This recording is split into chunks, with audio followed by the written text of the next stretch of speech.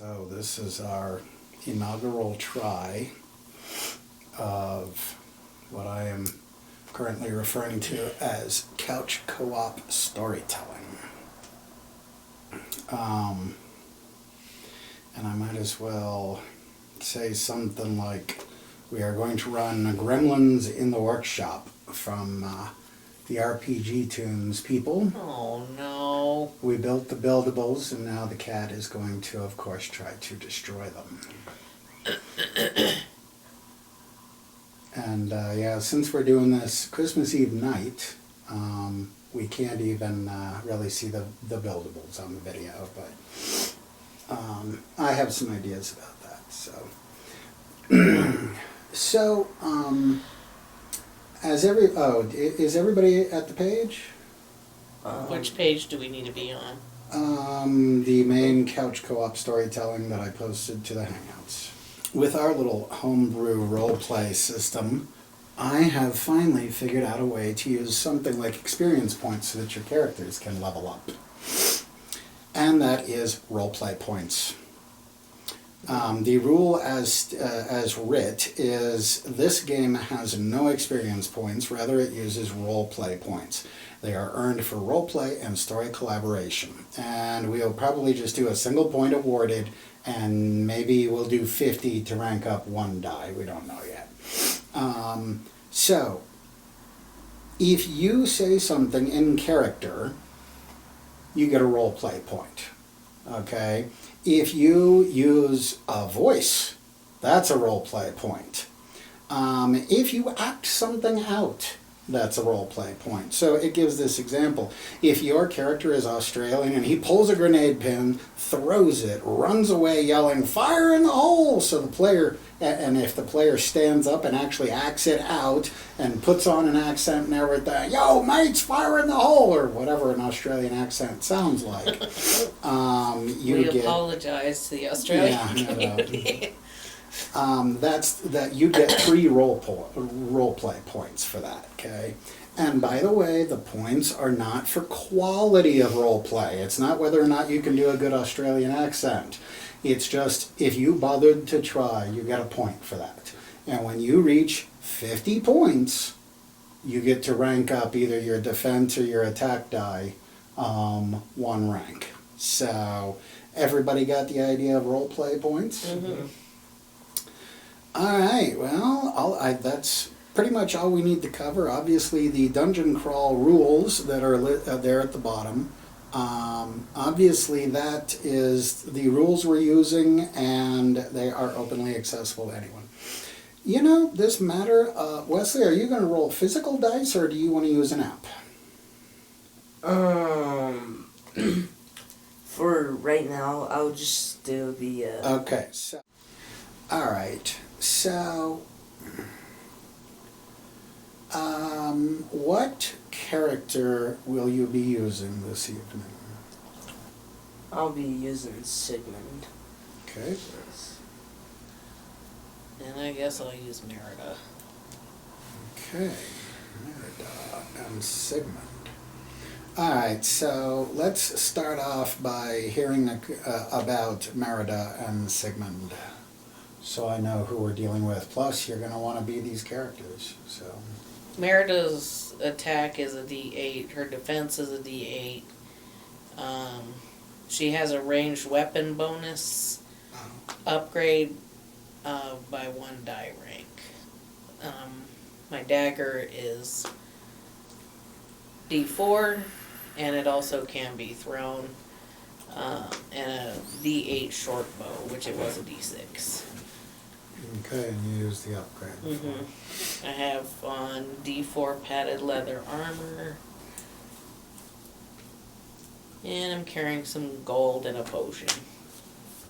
Now, tell us about Siggy. Do you mind if I call him Siggy? Or is he Sigmund the Brave? Sigmund the Bold? He's Sigmund the Brave. Sigmund. Brave. Okay. So Sigmund has the attack of D10. A defense of D8. He has a weapon enchantment ring.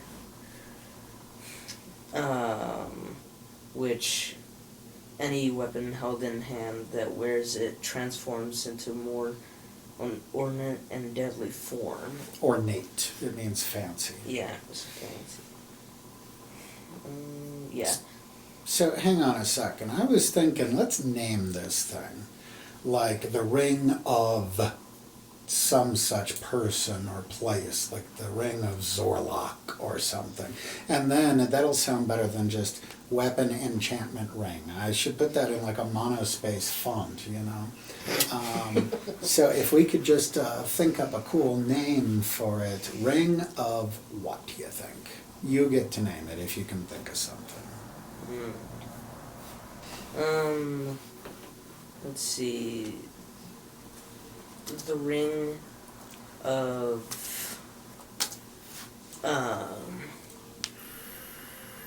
the Ring of the God. No. Let's see. Yeah. You got a good one? No, I liked his. The Ring of the Gods. It's Okay. All right. What if it is called the Ring of the Gods because unknown gods have blessed it to imbue power for those who fight in their name, and yet their name has been forgotten, yet the ring continues to bring power to the person who wields it. I should be writing this stuff down. This is good stuff. So, yeah, okay, the Ring of... How about the Ring of the Unknown Gods? yeah. All right. And I will transcribe all that lore I just described later.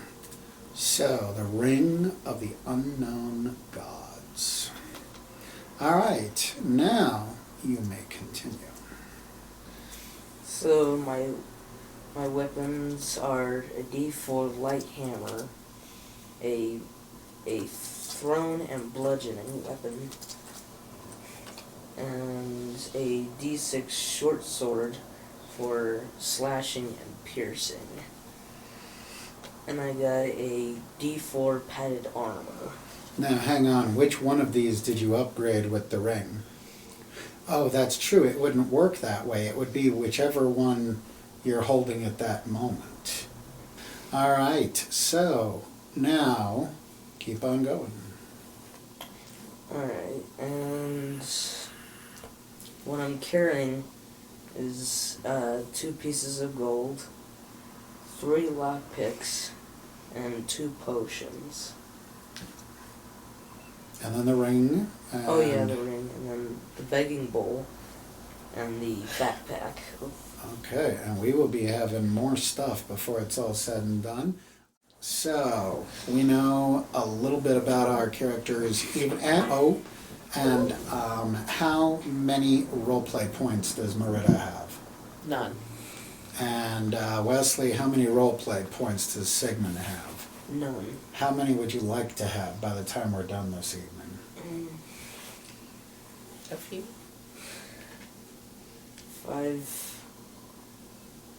5 or 7. Okay. All right, well, let's see if you guys can do some roleplay to earn those points. I think we can go ahead and now click on the Christmas 2020 Adventure link. So, this is our inaugural usage of these characters in a story. We've used them in our testing of our little homebrew game system, but this is the first time we've got them in a story. So we don't really know anything about these people as far as one day you guys were, I don't know if you were out farming or if you were out iron working or if you were out hunting. We don't know what you guys do. So we are just going to hand wave that for now. This is kind of a test run of all of this anyway. And we are going to jump into this story that was written by I Wish I Knew So I Could Name Them. So it is a cold and starry night, and you, the two of you, are walking down a quiet road. Your breath is crisp in the air. Fresh snowflakes drift lazily down. The surrounding fields already are covered in a thick layer of snow. Up ahead, you see the warm, inviting lights of a tavern, promising a cozy fire and hot beverages. But then you hear the sound of jingle bells, jingling. Distant at first, but then louder and louder and louder still, until a large sleigh suddenly zooms over your heads. The hooves of the clumsy reindeer barely missing you. It hits the ground in the next field with quite the ruckus, leaving, oh dear, a trail of presents in its wake. Remember I told you I didn't see the part about the trail of presents. I couldn't find it anywhere. I guess I should have just reread the introduction. And that's what the... Yes, so right there. this here,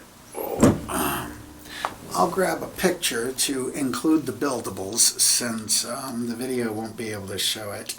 And the new way is going tableless for these games. But so they can be included, here is the sleigh and the reindeer. Let's see. Mom colored the sleigh and put it together, right? Mm-hmm. And then you colored all of these reindeer. Mm-hmm. And then I cut them out and glued them. And not that it's showing up in the picture I just took, but Wesley colored and built the presents. So, as you go running to the sleigh, you help yourselves to a present that you like grab from the trail of presents, okay? And that is going to be one of these cards here. So what I'm going to do is shuffle these cards up a bit.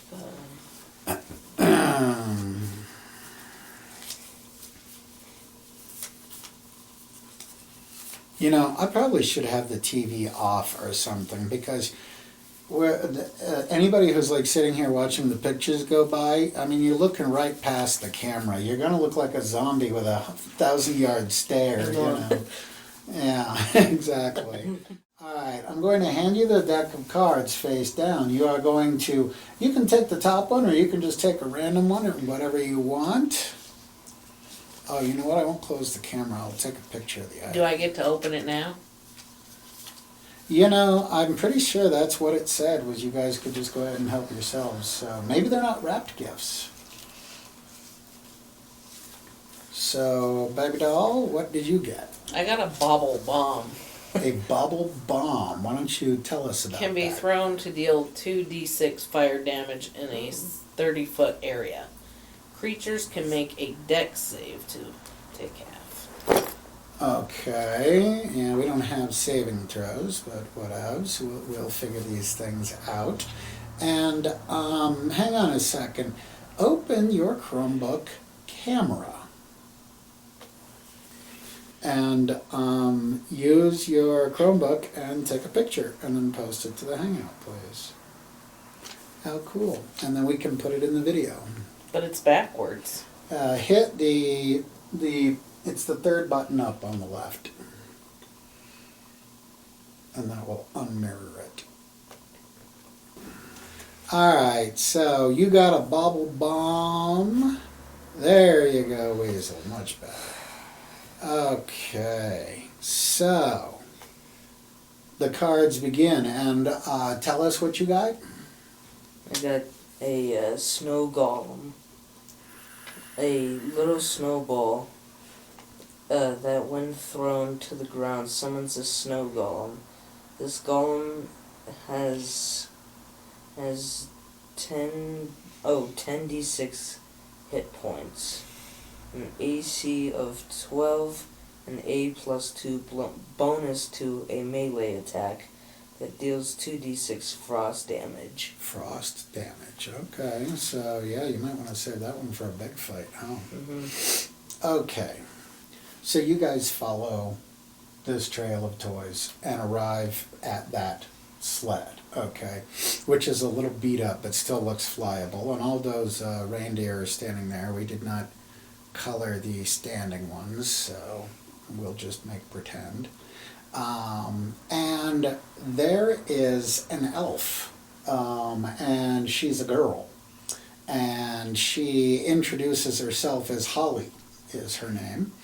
It says she's looking a little haggard and twitchy.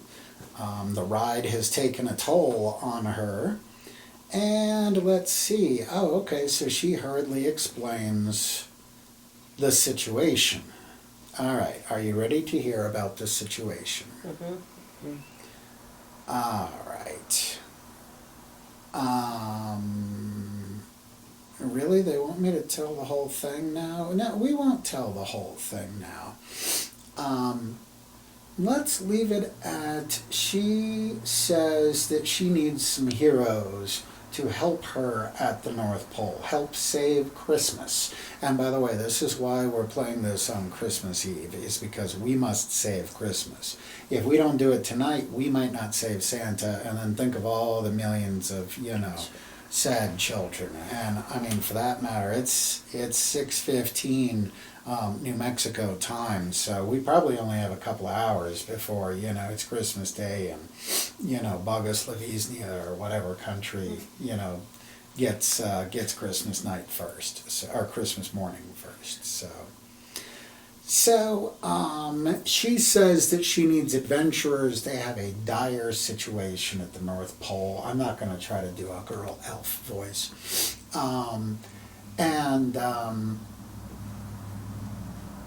And let's further say that one of you asks what kind of trouble, and that's when it happens.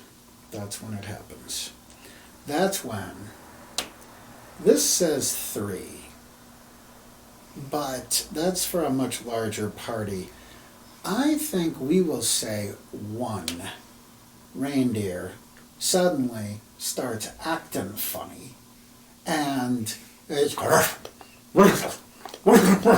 and then starts doing this like shaking around, and he transforms into an evil reindeer before your very eyes, and then like he's going to charge at you. And at that point, the world swirls. The battle music starts, and I'm going to get the enemy reindeer. Actually, Wesley, why don't you pull out one of the enemy reindeer while I load up the game board and get it up on the screen. And in case I didn't say it on the video yet, we are using Schmeppy, which is SHMEPPY, I believe. Yes, it is, .com. Okay, I guess the first thing we need to remember is that in this game you can only move 1 square at a time. Now you can do a dash or a dive, and I'll let you move 2. But you can't be doing that a lot because it doesn't make sense. You'd be able to do that over and over, okay? But yeah, a couple times in a row even would be fine. Okay, so I said that the evil reindeer was digging at the ground like he was about to charge you. And me and Wesley are going to look at each other. We're going to turn around and run. And I'm going to say, oh no, not again. Okay. That means you can move 2 spaces. And remember, diagonally counts as 2 spaces, yes. Is he actually charging? No, he's digging like he's about to charge. Yeah, okay, so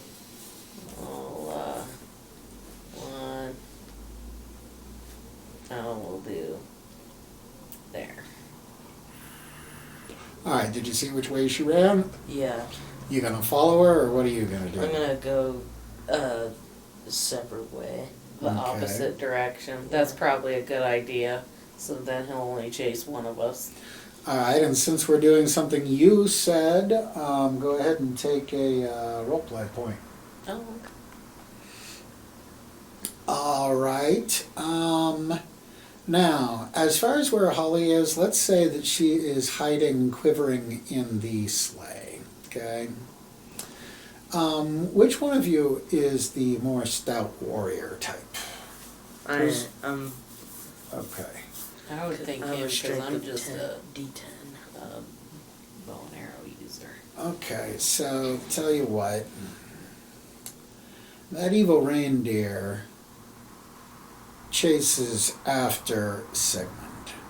And it says that I can move him 15 feet.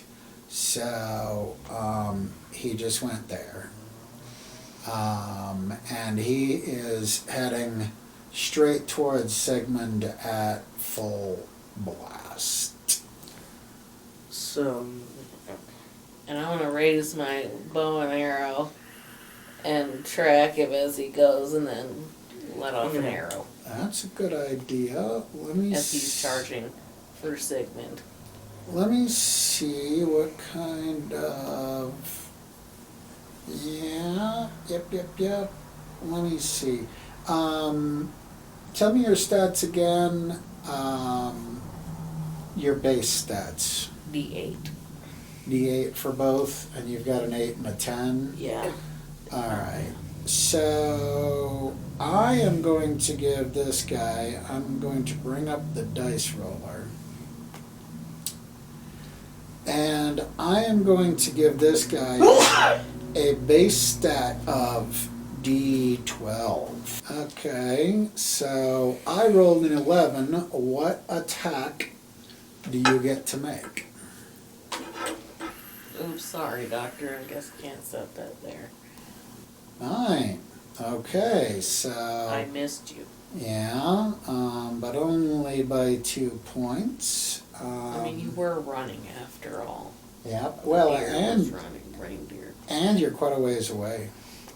You are actually. I can measure you. Oh no, where's the measure? Right there, from Merida to Evil Reindeer, 7.6. Hey Google, It's what is 7.6 times 5? 38 feet. So, yeah, you're 40 feet away, aiming at a running target that moves faster than anything you guys can even do. You know, this is 3 squares he's able to run. Mm-hmm. All right, so Merida took a shot at it. What is Sigmund doing? Last time we saw him, he was running. So, when he saw him, he immediately got his short sword out, Okay. and he's gonna hold it out like this, Okay. and As the deer comes charging at him. yeah. Okay. I'm seeing Dr. Venkman as Slimer is coming at him. Ah! Only he's holding out a short sword. So is he yelling in fear, or is he assuming a battle stance? He's in a battle stance. Okay, battle stance. So what kind of defense roll do you think would that add up to? I mean, obviously you've got the D8 for defense. Yeah, D8 for defense. Okay. You would include your armor, I would think. D4 and D8. Alright, D4 and D8. And then, yeah, I guess we'll leave it at that. D4 and D8. Now, I am heading over to the dice roller as soon as I can find it. Okay, so I've said he's a D12, but now at this point he's on a full-on charge. He's already ran 15 feet. He's now running a second 15 feet and probably moving even faster. So I'm going to give him a D12 plus, let's keep it easy and do it D4. And that rolls out to, oh dear, only a 7 for attack. I wonder how that works. So go ahead and roll your defense. Okay, I got both of them, so... D8 and D4 is 11. Okay, so you easily managed to evade him. And let's see, what did I roll? A 7? 7 to 11, that's a difference of 4. That's a pretty decent difference there. Or, no, because I was going to say you could just go, Olay! And he like runs right past you, but no, he's already at the end of his 15 feet here. Wait, I've got one.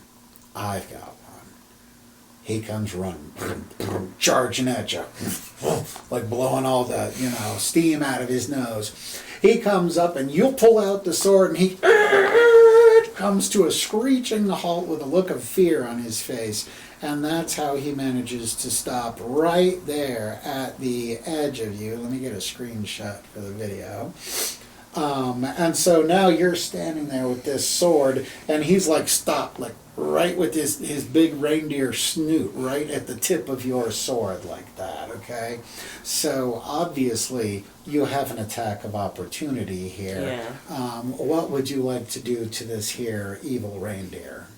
I'm gonna bring out my sword, and then I'm gonna see if I can get a clean cut to like His throat. like pretty much decapitate it like this. Okay. Alright, that's a 10 plus an 8, and you managed to roll a 3? Oh my, so let's roll his d12 defense. And he gets a 7. That's a difference of 4. Oh my. Well, okay, so Sigmund tries to chop this reindeer's head. I mean, you see all of this. He runs, you fire your arrow, it misses, he's running. You gasp, he pulls out the sword, the reindeer comes screeching to a halt, and then he goes to lop his head off. What are you doing in this moment? Really, my only option is to run. So, 2. Or actually, I guess I can only do 1. No, you can do 2. We're in the heat of the moment here. So you're running toward, and are you going to fire again? Yeah. Okay.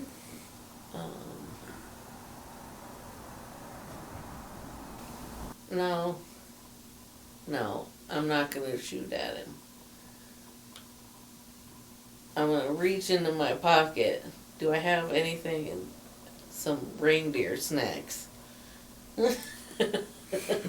Some reindeer snacks. Do Well, I have anything on my person, like rations? yeah, we could say, well, actually, it is Christmas time. Perhaps you guys were like coming from a Christmas party and you like to put some extra cookies in your pocket or something, Yeah. Or Say, candy here, cane. reindeer.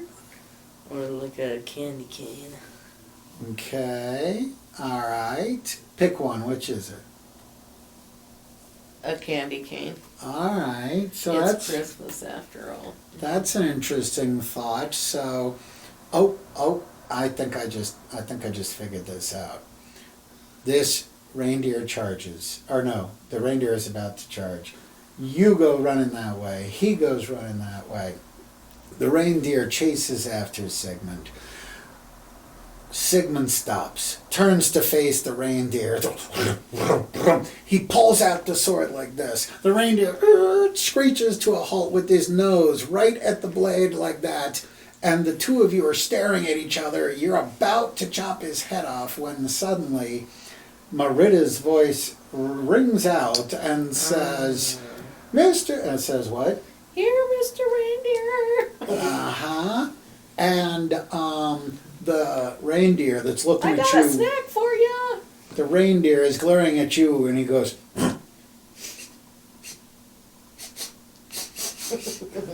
and he looks over and he eyes the candy cane and turns and starts charging at you with the candy cane. So I will now move him 3. Is that agreeable with you, dude? Okay. So I will now move him 3 toward the candy cane. All right. And then Holly shouts out from the sleigh and says, "Quick! Wish the reindeer a Merry Christmas!" Merry Christmas, Christmas, Mr. Reindeer! Okay, the evil reindeer keeps on charging. And as he gets to about here, if everybody's looking at the game board, as he gets to there, you see that his black fur starts turning brown again. And as the reindeer gets to here, it has slowed down its run, and its huge reindeer tongue comes out and Ew. licks up the candy cane and then starts licking you on the face, and it has transformed back into a normal reindeer. Good thinking, baby. I was. Okay, go ahead and take yourself a role play point there. This actually works out perfect. So, Holly explains to you.